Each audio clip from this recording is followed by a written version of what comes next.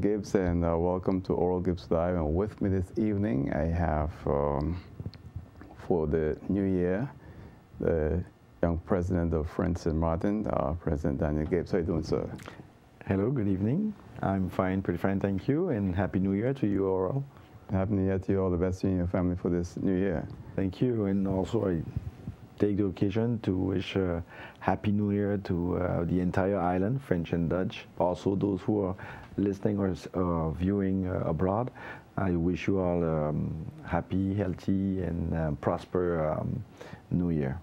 Well, yesterday, the 8th of January was your birthday. Yes. So what do you celebrate? The big five. Yeah. Let's put it this way, the big five. Had to get here one day. So you celebrate your birthday working?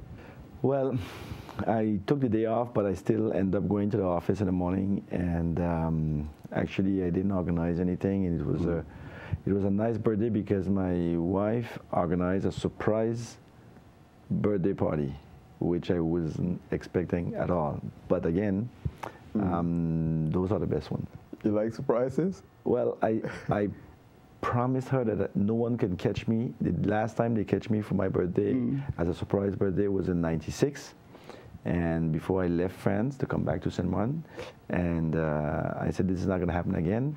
And a couple of years after, she did it. Yeah. But I pretty much enjoyed, and I thanks all those who participate, and it was fun. It was fun. You know, you celebrate 50 years. You're president of Friends St. Martin. You came in with a record amount of support from the voters, mandate at a time when Friends St. Martin was doing really, really bad. But then a few months into your presidency, we got hit with the strongest Atlantic hurricane ever. Absolutely. Winds of 400 kilometers. I always mention that because it clicks, because everything can hold winds of 250, 280, but above nothing is strong enough to resist, except if everything is in concrete. But after you would have the earthquake problem. Nevertheless, yes, I came with a plan. According to the situation, and I end up myself with a situation where I had a blank sheet to fill in and to start over. So it was at the same time a catastrophe, and on the other hand, it was also a blessing in the sense that maybe this is the opportunity for us to restart something differently by trying not to do the mistakes of the past, trying to correct what was done in the past. Not that everything was bad in the past, but once you have to start back, you try to give all the benefits and make things better than they could have been in the past. Were you surprised at the damage? I was surprised, yes and no. Seeing part of the violence of the winds, I was wondering what's going to be left back on this island. But at the same time, I knew that there were some strong structures, and probably we can have a little grace and have most of the things that stayed up. But nevertheless, 95% of destruction, at least something that was touched, was enormous. Yeah. I got to commend you all for coming out so quickly in helping people. If you look on the screen, you'll see there's a line of people getting help on Friends St. Martin when we didn't get help on this side for a long time. Well, you know, Oral, to be honest with you, I heard some critics. We experienced, and me as a young first president, my first hurricane, and what a hurricane. And we try to do as much as possible to come to the help of the population. And of course, when a boxer experiences a KO, technical KO, it takes him a little while between the KO and coming back in the ring. And this is exactly what happened. It took us 24 hours to get everyone, no communication. You couldn't phone anyone. Everybody was touched. You needed to put things together immediately to be able to receive the help from outside.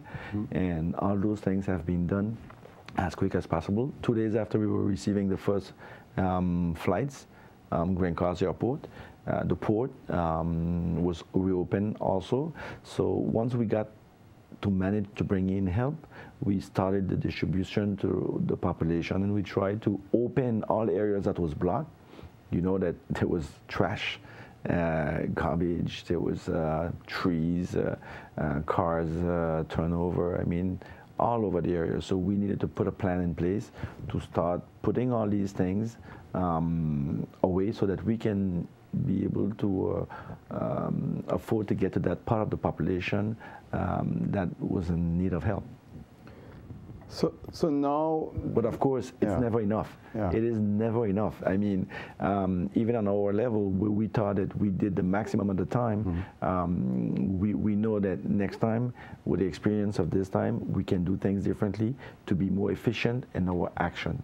That's why I said we have to take the experience of the past to make it better for the other days. But at the time that we were functioning, I think that my team was dedicated to what they were doing, and they did it in the best of their abilities. And I believe with the state, there was a good combination to be able to bring, and you mentioned it, the help as much as we could. And again, we didn't get to touch everyone at the same time, but we tried. We did really our utmost, thinking that we were reaching those different areas. And trust me, if we take the account of all that was giving, all that was I would say organized, and that kind of circumstances, people forget. It was a hurricane of more than 400 kilometers when it was the biggest thing that we ever had in this area, and even in the world. And it is a chaos to get out of that is not easy. But again, next time we know how to organize differently our strategy, even with our cooperation, because I did have discussion with the Dutch side in terms of cooperation and helping each other. If there's no telephone, what are the codes? With the governor and the prime minister at the time, we define a code so that we can meet at the border, and we will design two representatives that will meet to be able to take the next step, the next appointments, the next meetings, so that we can discuss on a general point of view, and not only on one side, so that we don't see the mistakes of yesterday to be reproduced tomorrow. So I believe it was a positive experience for me, and we will make it differently in the next time. Hopefully, not right now. We can wait another 20 years. What about the French state? How's been the cooperation? The French state was pretty proactive after opening all areas of transportation. The first help that came was the militaries that was in Guadeloupe, Martinique, and Guyana. It was a mixture of firemen, gendarmes, militaries of all sides, and then after the boat came 2 weeks or 3 weeks after, with all the material to be able to start breaking down, cleaning, and giving the support that the French army is accustomed of doing. But it took a time for that boat to leave the area where it was to come to the Caribbean. And there again, with the state, when we negotiate and we discuss, these are things that during the hurricane season, we will have a boat stationary just in case of emergency, so that they can intervene as quick as possible. On the other hand, immediately you saw all those ministers that came, the Minister of Overseas Department, after the President came, the Prime Minister, we just had the Minister of Labor. We have been in negotiation and discussion to be operational on two areas. The first one is the functioning of the collectivity. You need means to function, and we negotiated that quickly with the state so that they can compensate what I wasn't demanding to the population. I took off the land tax immediately. I took off I put up a certain amount of fiscal disposition to give an ease to our population so that they can catch back themselves for 2018. So we have discussed subvention that should be given by government to allow us to have a budget of functioning. The second part was the reconstruction, what it's going to cost us. Immediately, we did an evaluation of our situation, and we defined 3.5 billion of damage so that we can apply for European funds and national funds. And at the end of the day, we had to redo an evaluation to put in only the priorities Oh, okay. Yeah, and that was 2.5 or 2.2 billion. And according to that, I went to Guyana, where there was the president of all overseas department, region, president of region, and I pledged to the European Commission, Madame Corina Cretu and Mr. Juncker, that the discussion that we have and the dues that comes back to us, we negotiated that, and we finalized an envelope of 1.9 billion. And the Minister of Overseas Department went to, I would say, confirm that, because it's the state who gives the authorization to unblock or not those fundings. And today we are allowed of envelope of 1.9 billion for St. Martin in terms of reconstruction for European funding. So that will take a few years. That will be in a few years, yes. Partly to be able to, because we included Guadeloupe also in that envelope. Otherwise, they wouldn't get, they wasn't qualified. So when they got touched by Maria, they wouldn't be qualified to get part of it. But you see, we work as a region, and we need to try and help each other. And this is why I'm looking forward more and more, and we see it today in this United Congress, French and Dutch, so that we, on a local point of view, Oral, can find the means to decide what are the cooperation areas we want to work on. What is the most important for us? Is it the sewage? Is it the tourism? Is it the road net system? Is it the electricity issues? Is it the water issues? These are the points that we locally, on a local base, we need to discuss with both sides, take those decisions, have a deliberation that seal that understanding, and then work with our national government so that they know exactly that these are the points that we want to focus on. These are the points that who better than us living here every day know these things. And after I'm okay for the four partners, which is the two states and the two locals government, to have on a yearly basis 1 or 2 meetings and in terms of cooperation. But we need, before we point our finger, we need to organize ourselves on a local point of view. Yeah, but you've been a visionary in this, calling for this now for years, and I think Hurricane Irma showed our weaknesses and the urgency to start this whole thing. You know, when I first talk about it, radio analysis told me, yes, but Mr. Gibbs said this is going to take ages before it gets through. I said, yes, but if we don't talk about it now, and I think that was in 2009, 2010. I said, well, if we don't talk about it now, well, we will keep talking about it. And today it's getting closer and closer. And you're right to mention that Hurricane Irma showed us again more that we need to have this type of cooperation and this level of cooperation, and we need to bring, I would say, this sense of professionalism in everything we do, whether it's French side or Dutch side. But we need to bring back this confidence of good managing. And if we are transparent to our population, because when you do deliberations, you need to be transparent. And if we're like that, the population will regain their confidence in their politicians. And I think this is also an important point, not only on our local base, but also on a national level, because there's also other population looking at us. All right, I'll tell you what, we have to go to a break. When we come back, we'll continue speaking with President of French St. Martin, President Daniel Gibbs, right here in our Oral Gibbs Live. Our friend Megawati is here with tips to save you energy. 1. Turn your airco temperature up. 2. Use a ceiling fan instead. 3. Buy energy-saving products. Save some green with NVGEBE. La la la la la la la la la la la la la la la.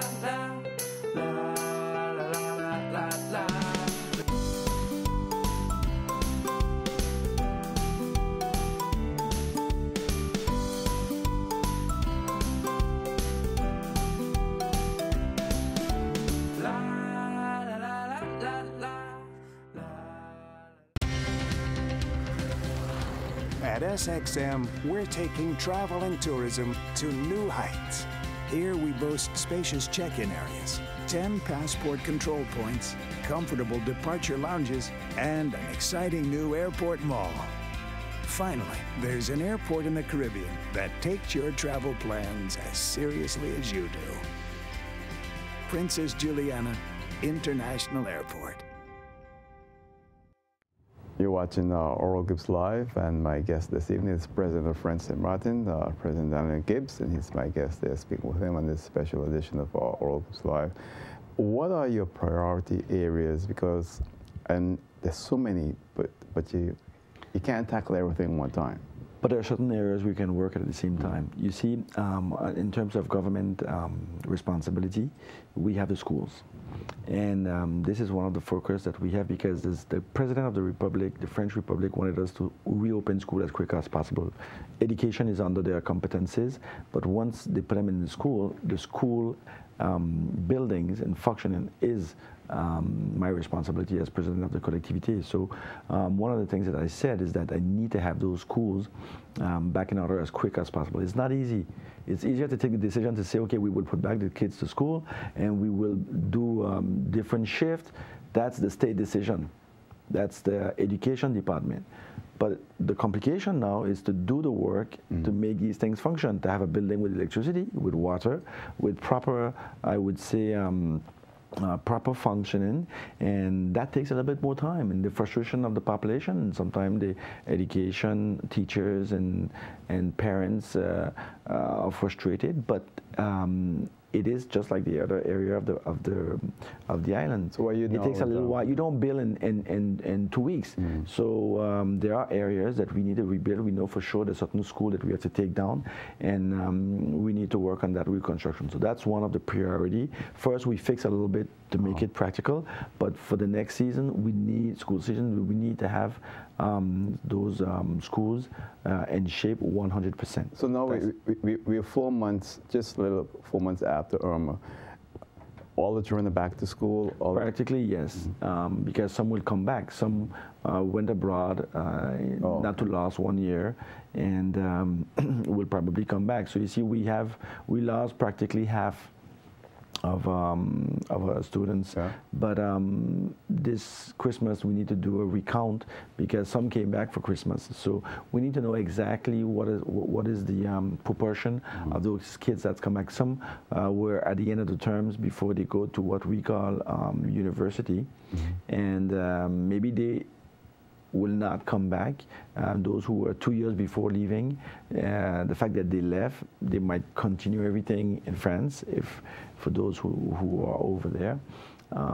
Others will choose to come back. So we need to know exactly how much that quantity will be of students, to know exactly how many schools, because I'm not going to build schools every year and not knowing how to finance the functioning, because it's not just the building, it's also the financing.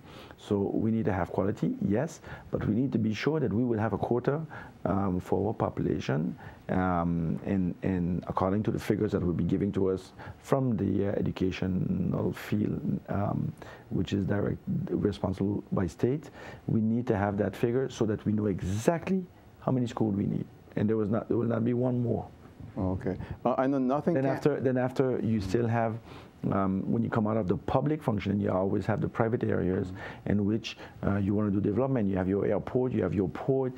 We have the project of the Grand Marigot. We haven't forgotten our program, our main program. The only thing is that today we will be able to implement those things easier and differently, because we have a white sheet and because we can start from scratch. So all these things are in the pipeline. We're not talking much about them, but for the time being, everything we said, slowly but surely, we are coming to. And I say again, this year is going to be the year of reconstruction. We have investors that are waiting. We have to reform our fiscality. This is going to be the year. We have to do a certain amount of audits on our territory, mostly in our functioning in our institution. That is also going to be due. We revised our position concerning human resources. We employ 1,400 employees, and there was always a situation with their contract. And that is something also that we're working on with a new human resource director. So in the panel of the reconstruction, they also have the requirements of the plan of prevention of risk, where we don't want to put people again in danger, and where we don't want to have people with a threat of death. And that is going to be the difficult part. But if I have to choose between living and dying, I will choose the live inside. But again, this is a negotiation with the state, who is in charge and responsible of delivering that document, even though I am in charge and responsible for delivering building permit. But when I deliver a building permit, I am responsible of what happens behind. So we need to take those precautions. So I want the population to understand my fight is to do as much as possible to give the permits so that they can rebuild, or they can build and use their properties, become owner of their properties. But at the same time, you have to bear in mind that I need to take also the attach of the state on certain areas where it can be really a danger, and we saw it on certain areas of the island. So this is a document that we're working on. We don't want to elaborate too much right now, for the simple reason for it not to cause any polemic. Some people like to use these times and these difficult times to create polemic. Instead of being constructive, they like contrary to bring that polemic. So my best answer will be to ensure the population that the work that is done is only in their benefit. And what we are trying to concentrate on is maybe more go on the prevention side, to say, okay, even though we would authorize you to build on this area which is dangerous, but you will have to leave if there's any emergency, if there's any call for a hurricane or hurricane season, you will have to leave the premises. You will have insurance issues, but you will be advised that you're in a zone that is not insurable. So if you have the possibility to build, because we give you that possibility, there will be some obligations behind. But I prefer to go on that level of discussion, on that level aside, so that you don't frustrate people by saying, no, you just can't build. But behind there's obligation. Why? Because there's responsibility that comes to the president of the collectivité, and I cannot believe that between choosing life or death, I will concentrate on life. Now, I noticed that you're also you started already with the underground electrical network. So that started already. The first experience part is in Green Cars, where we did 1.5 kilometers of under cable with ADF, all the TV operators, and all the internet system. We are working also quickly, because I want, between now and next hurricane season, I want everything to be underground. Can make it that fast? Well, we will do our maximum, because we realize that after a major hurricane, or whether it's a major or not, the first thing that you're expecting is water and electricity. When you have that, you avoid disease, you avoid frustration. If you have at least that, I mean, this is a comfort. So I want that to be done as quick as possible, and we will mobilize the budget in that area. Who's going to pay for it? The state? Well, we have our part of it, but there's European fundings and there's state compensation of our budget for those kind. And there's also, I would say, a part of the banking system in terms of loans, if we have to go in that area, which I don't. I prefer to stay away from loans, because the previous government did enough damage in that part and doesn't give us the latitude to be able to have loans so easily. But I had to renegotiate certain loans that was take to high rates, because instead of putting it in I would say investment, they put it in functioning. So when you put too much in functioning, you don't generate incomes. So you were at the end of the day in a limit of dying at a time. So my vision is more to work with the private sector. My vision is mostly to go to initiative. I don't want a population that is just passive and waiting. I want them to be active. And the population is a proud population. Our St. Martin population is always a proud population. All they need is to be able to go, to get there, to work, and be able to deliver their business. So these are the initiatives. These are the issues. If I can help by bringing European fundings in their businesses, I did say that partly it will be direct to those private sector. You know, I was at Hope Estate about 2 months after Irma, and what I saw impressed me a lot because I saw the state, the government visiting all the different business. The Superfur was there, a number of different people from France. We haven't seen that on our side of the island. So what I'm seeing from your side is a commitment and an understanding and willingness to work with business. You can't build a society without business. They generate the economy. Yeah. So in order to take the good decision, you need to be aware of exactly what's the situation, and that's what we try to do. And I said, as much as I can bring the ministers here in St. Martin, I will do it, because it's only when you see and you realize things that, you know, that you can have better knowledge of what is going on. And with the Minister of Labor, that was a point that was very important for us, because what is the situation of those who are going to be out of a job? What is the situation of those who was employers and who can't employ? How are they going to manage with their employees? What are we going to do with those who had no insurance? What are we? I mean, it is a succession of problems, and you can't do everything. Sometimes people just wait on what government can do for them, but government is there to provide for a general base, and as much as we can help, we will do. But the most important is that we need to jumpstart that economy so that we can recreate the wealth, which is jobs, and this is the focus, because people need to work. Company needs to be efficient. We blocked as much as we can, but the reality is that tomorrow, the businesses need to be repaired, the hotels needs to be repaired, the restaurants need to be repaired. We can't wait 5 years. We can't block for 5 years because we have to provide jobs for everyone for 5 years. No, we have to provide sustainable jobs, but we need also the help of others to bring and make it possible that this 1 year that we gave ourselves for reconstruction, that we can be back to target for the new season 2018-2019.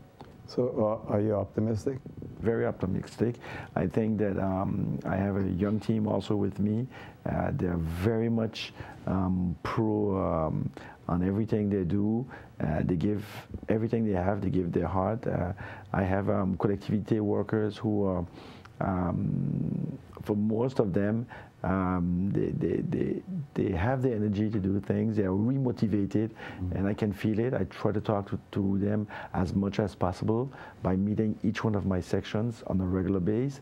But I see in them the willingness to serve their population, because we have to serve in terms of politicians, but they have to serve in terms of technicians. And as I always told them, one cannot do without the other one, and one depends on the other one. Now we have the vision. They need to help us to bring that vision for the better of the population. Well, I want to thank you for coming to be my guest this evening. I wish you much success. It's a difficult road ahead, but I know you can do it. So again, congratulations on your 50th birthday. Thank you. So, and the 50, not the 50, the 50. And most of us don't make it to 50. So, but you have a difficult task ahead. We have to thank the Lord. Then. So again, all the best to you and your family. And anything you want to add in closing? Well, thank you for having me here. And again, we're all Happy New Year. I wish the best of health, best of joy and prosperity, but also addressing to the population.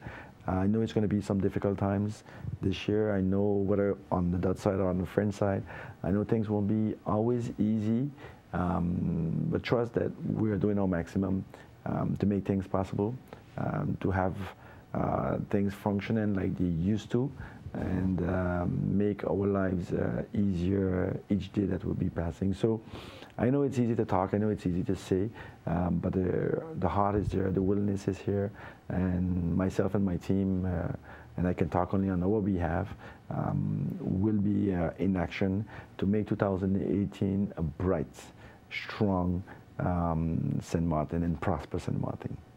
Okay, thank you very much, Mr. President Daniel Gibbs. Thank you. President Frank St. Martin. And that's it for now. See you next time right here on World Gibbs Live. Till then, good night. Take care. Bye.